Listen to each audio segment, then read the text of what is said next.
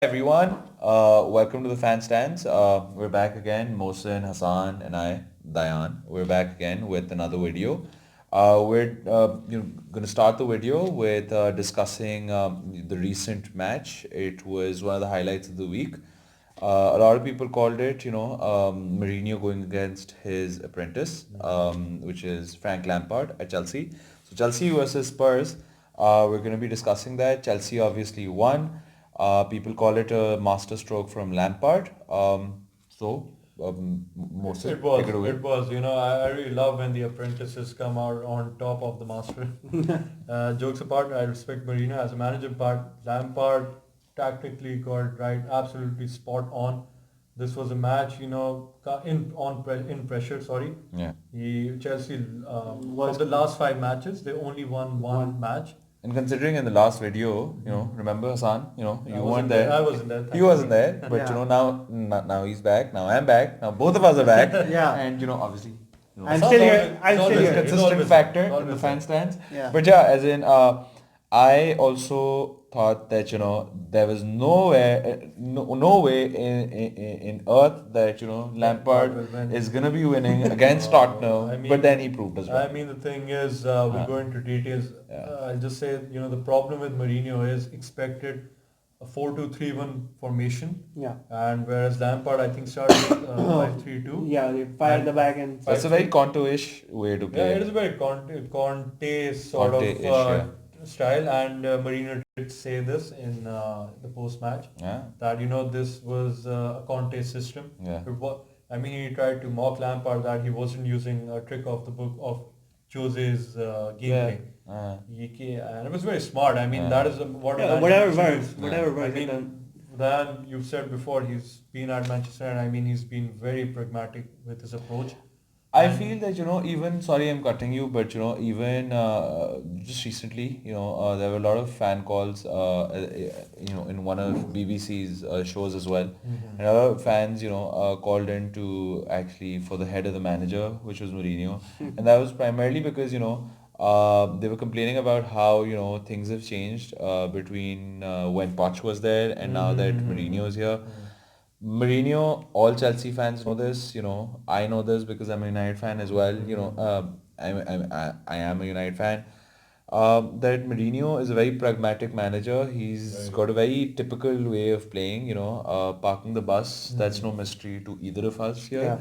Yeah. He loves to park the bus. He loves to play long balls, direct football, So and he loves to play on the counter as well. But a lot of times you need to change your tactics Yeah. as well. And when you're talking about that flexibility, Mourinho hasn't been displaying that. What we do, we I would want you guys to come to is the fact that probably do you see Mourinho probably going downhill from here? no, not Or- really. No, Not it's or too what? early. It is too early. The problem is, like you mentioned, very pragmatic. I mean, Vertonghen playing with someone who doesn't have pace and someone who's more of a centre back. You're trying to Yeah. play with him as a left back. He cannot offer that width on the left hand side. Yeah. And he does play good long balls. What was Yeah. happening is I try to be very brief with the tactical analysis. I mean, Vertonghen was trying to play long balls to Harry Kane, yeah. and Harry Kane, Ali, and Moura.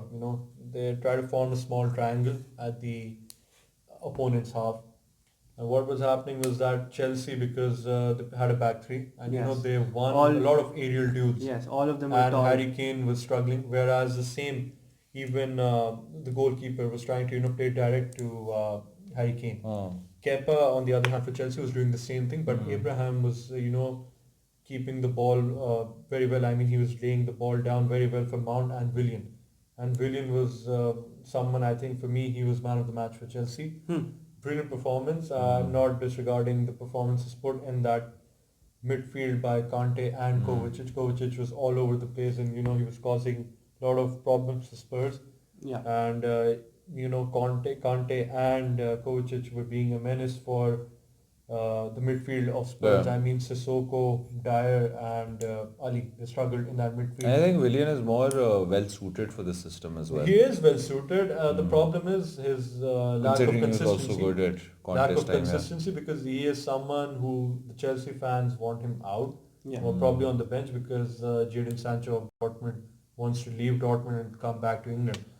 So if Chelsea sign him, Willian will be the first one to see the Obviously, he bench. becomes redundant then. Redundant, and Willian will see more time on the bench. Yeah. But the thing is, the most important thing is that when your manager puts out a set of instructions, how well do you follow them? In Yeah. Chelsea, they were struggling before this match, going away to Tottenham and playing against any team coached by Mourinho is not an easy task to come out with 3 points.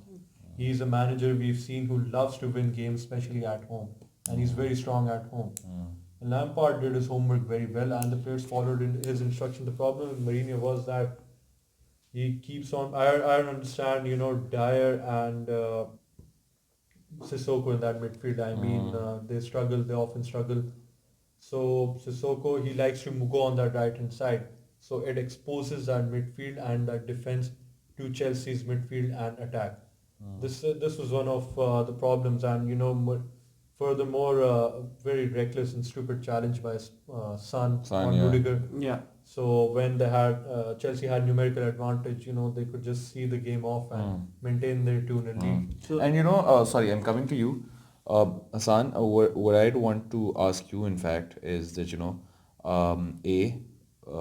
although this is a question that I'm asking you very early on in the season, but do you think that it leaves an effect on Mourinho? Because just recently, Danny Levy also came out into the press, and in one of his interviews, he talked about, Pochettino somewhere down the line, always having, the doors open for him, and, he may even return. And there have been a lot of rumors, and, fans have been calling for for Mourinho's head.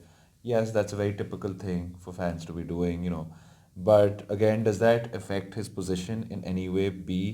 I'd also want you to reflect on the fact that, Son just recently got a red card in this game. Yeah. And in the next game, they're going against Brighton. Brighton is one of those teams, not possibly the best in the league, but a team that can cause upsets, So what do you think? What implications does that put on Yeah. Mourinho and Tottenham? one thing I'd like to say that it's too early to actually say, or the writing's not on the wall for Mourinho. Actually, he's been in charge for I believe 6 games, out of which they've won 4. Agreed. He's in charge for 7 games. He's won 4, lost 2, one to Manchester United and one to Chelsea, and drawn 1 against Wolves. So he's pretty much got a good record, especially going away from home. Because Pochettino was struggling going away from home, and Not even winning at home. not Yeah, even winning at not home. even And winning at home, Mourinho got them back into the top half. Although the table is really close. It's very But tight. It's Yeah. very tight, but still he got them into the top half, and a few of the players are now performing back. Like Dele Alli is performing really well again, and similarly, And Alderweireld signed a contract. Alderweireld signed a contract, nice. and he's pressing both Ericsson and Vertonghen to Yeah, sign. he came on as a sub. The question is Hassan and to both of you. Like, okay, yes, 7 games, but what is again his plan B, contingency? Can he change himself? I mean, Son is not going to be there. Yeah, How will he go about this match? He's a very impactful player for Spurs. Secondly, I mean, he kept trying to do the same thing. It wasn't working. Like Lampard, I mean, he started with that 5-3-2, and he saw that Spurs weren't able to, break Chelsea, and they wanted to narrow Spurs down. I mean, their only form of attack comes from the right when Aurier also likes to move yeah, on the right. Spurs also forms that 3-man defense, but their defense wasn't as good, did not perform as well as Chelsea's defenders did. yeah. So, and Willian, I mean, he was brilliant. His pace, he couldn't cope up with, and so how does someone like Mourinho? I mean, what changes can he make to his style, especially? Look, one thing that we have to really consider is that it's still early days. This is again he just came in. I just want to write my This thoughts. December Yeah. is a very close period. Matches come thick and fast. So it takes time for a new manager to come in and implement his system as well. Secondly, coming to your point about attacking from the right, yes, Aurier, that's the way Tottenham was set up initially. Yeah, they are. Initially, And Mora moves inside. yeah, Mora moves it inside, and Aurier provides the cross. And throughout the game, Aurier was not able to provide the ball. Aurier was on. And Yeah. what about one thing funny? That penalty incident. I mean, favorite topic VR. I mean, that was a very stupid decision by the referee. He awarded the free kick to Spurs, although it was a clear penalty. It was a clear penalty. Yeah, I'll come to that, but coming back to that tactic question that you made, if you looked at the game early on second half, there was a change of tactics from Tottenham, and Tottenham was coming back into the game, and then Eriksen. Unfortunately, Son got a red card for his stupid act. So saying that he can't change the system, that's too early to say. Number one, and secondly, we saw him do that during the match. It's just that because of that Son's red card, that system could not go through, and he had to come back to his old system. Do you think he needs to sign someone in January? Some players who can follow and implement the system that he wants? Definitely, he'd look to get rid of players that do not fall into his system and sign up players that do. And also one thing that he needs to be clear upon is that role of Eriksen. Like we touched upon it on our other video as well. A striker can do only so much. If he doesn't get the delivery, he can't really score. Same goes for a midfielder as well. So if that midfield is not really willing to play for the club, so he has to find a quality replacement so that he can provide the ball to Kane, and so Kane can score.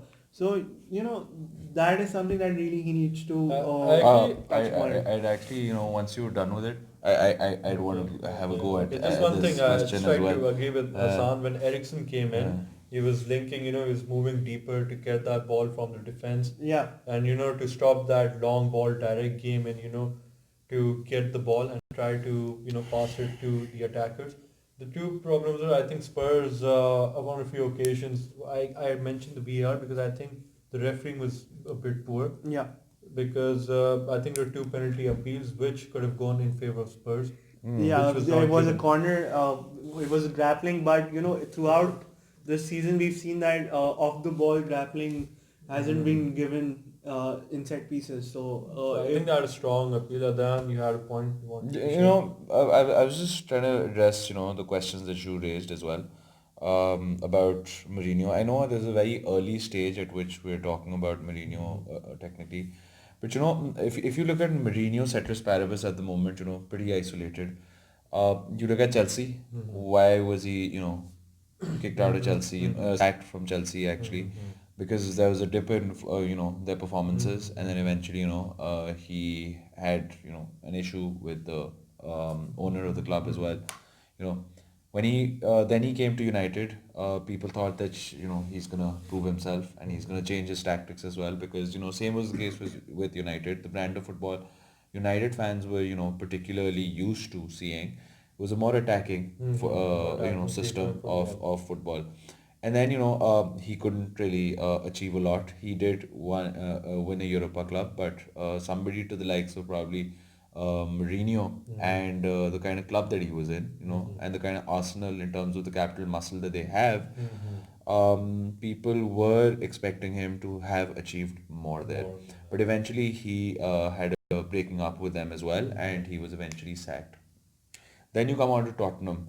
Same as the case with Tottenham, when Tottenham initially started winning games, even in our previous video, we mentioned this, that, initially we thought this is more of a honeymoon period, but as soon as we saw them in their last game playing a more, defensive form of football, that was when we all started calling it a Mourinho team, and that being, that coming out in particular as well.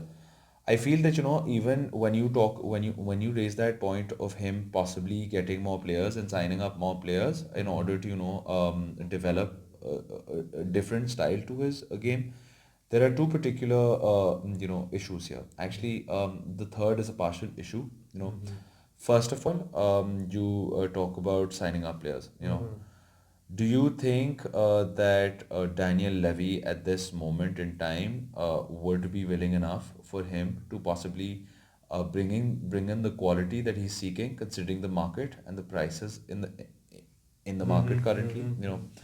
Then the partial issue that I particularly have is about quality. People do talk about Mourinho possibly being that kind of manager who can attract big names. But the only question I have here is that you have a manager who hasn't exactly been at the top of his game in the last two clubs that he was in, and eventually has come to the third, where just after games, his team and him, they were booed off the stadium. Would they want to come and play under such a manager, the big a manager with such a question mark? Third of all, in United, Rui Faria particularly left the backroom staff of Jose Mourinho. When you're talking about the troubles, the issues in his management career, you're talking about him developing his style of play. But for that, you need a very strong backroom staff as well. And do you think his backroom staff has the strength at the moment to possibly make that happen? Those are a couple of different angles that I would want to throw towards AR viewers and towards you guys as well to ponder over. And then we come on to the Son issue. I feel that as soon as Son went away, he became a bit more pragmatic, aggressively pragmatic, and I feel even with Brighton, you're gonna see a more defensive game rather than being more attacking in that game. Yeah. After the red card, I wouldn't say he became pragmatic. Tottenham was trying to play up front, but Chelsea used their man advantage and kept the ball. Had a man advantage, and Chelsea had a tactic. They knew how to keep Tottenham silent. Yeah. As I said, they won most of the aerial duels, and they had a plan because Mount, Willian, and Abraham, they were causing all sort of problems. I mean, there was a counter, a very good pass from Willian. I mean, Kante should have at least tried to score by himself or pass. But he took. But the problem is Chelsea have a lot of room for improvement. But if I was Lampard, I would take it. I would welcome the win against one of your local city rivals, Spurs, and against someone who you look up to, your mentor. He's been a father figure for you. While he was helped you become a superstar while you were playing under him in Chelsea 10-15 years ago. So he would absolutely be static and be. I think it's a big thing for Lampard. I mean, if you see after the match, Lampard went in, celebrated with the fans. I mean, that shows the connection he has. Now Mourinho, yes, football is a very cruel game. A proven manager, he doesn't need to show his CV to anyone and tell us or introduce himself on who he is and what he's won. We all know that. His performances, his achievements speak for itself. But the problem is that you need to make some changes. I mean, okay, like the question said, if I mean, he must have thought of something because Levy is someone who doesn't like to throw in the cash. Yeah, exactly. Make a lot of changes. So, have you changed yourself as a person, a manager in your approach, or when it comes to tactics? From what I've seen, it's very harsh to judge just from this match. Yeah, 100%. But I think not much. Even against Manchester United, I mean, he struggled against big teams so far. Yeah. Chelsea was a struggling team. I mean, this was the best opportunity when you're playing against a side who's struggling, who have had a transfer ban. And you're not playing some of those players you have in the squad. I mean, they've signed 2 players this season, Ndombele and Lo Celso, and they're not playing them. Yeah. Ndombele just came and when he came, the game improved. I mean, he's someone who Manchester United was also after. You want to sign him, and when you secure a signing of such a potential good player, and you're not playing him for no apparent reason. So you need to make some changes. You need to make something different. Come out with surprises. I think Lampard did his homework very well. Yeah, Lampard did his homework really well. What I thought about the tactics was, I really thought Mourinho was trying to do what I think Bournemouth did with Chelsea. Sit and get them frustrated, tire them out, and then put in resources. Which, but I it mean, didn't go down. That's primarily the point I think we were talking about. That's Mourinho's how way. Mourinho has been. But the thing is, you need players. I mean, if you just want to play that way, then you need some quality because I'm sure not everyone in that Spurs team can play the way Mourinho wants them to play. Yes, and if you look at Mourinho and his track record, unlike Pep, he's not a manager that makes his team play extremely well in terms of, playing exciting football. But he does make his team into a team that is very difficult to break down, you know. So that's been Mourinho's forte. But I feel that, at the moment in the Premier League, you need something more than just being a team difficult to break down. Definitely. I mean, they have centre backs, Sanchez is there, Alderweireld and Vertonghen, but have been easy to break down by the big teams. I mean, United did that, Chelsea's done that, so he needs to go back to the drawing board and try to figure out what else he can do. Definitely. So coming up, Tottenham has a game against Brighton. Yeah, I think I expect Spurs to win. I expect Chelsea to. They're also playing against Southampton at home. Yes, expect anything from Chelsea. I mean, at times they've lost at home in matches which they should have won, but I think win for both of the London clubs. I think Chelsea's definitely going to win, considering that both they're London clubs are coming gonna off, a win against, Tottenham. Good win against Spirits are pretty high. That negative dip has probably, Expect both London clubs to win Yeah. their respective fixtures this week. Agreed. Yeah. Agreed. Likewise. Same here, but still think a long way to go for Chelsea as well. Yeah, it's a long way, but we can just talk about what has happened in the past and the current present day, and who knows what the future holds. But if we're right, that's good. If we're wrong, that's no problem. We'd expect both teams to win, Spurs and Chelsea. But having said that, Southampton and Brighton, they do have it in them to cause an upset as well, and to punish the opposing team, the opposing side. But yeah, I guess I think one point remaining. You asked that question about that. We are. Apparently, if you had seen it, it was I mean, I don't know what was the referee thinking. I mean, thank God. Sometimes you should be grateful that the VR is there. Imagine if the VR wasn't there. And it would have been a free kick instead. Lampard would have been furious then. So yeah, I guess. I guess that's about it for these matches. So yeah, as in do the usual that we suggest or advise you to do, like, comment, or even watch. ask you to do. Like, subscribe, comment, share. Share it with whoever.